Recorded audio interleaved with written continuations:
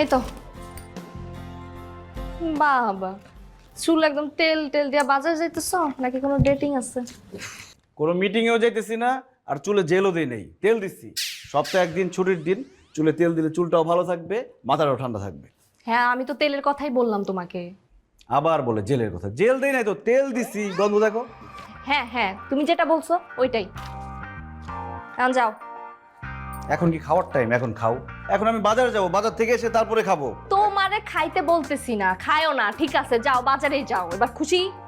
ভুসি দিয়ে তুমি কি করবা? তুমি কি গরু পালবা নাকি গরু পালতেছো? ভুসি আনবো কেন?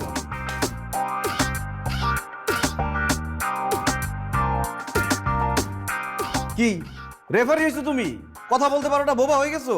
তোমাদের কি হয় হঠাৎ হঠাৎ আমি বুঝি না। ইশারা ইঙ্গিত করতেছো।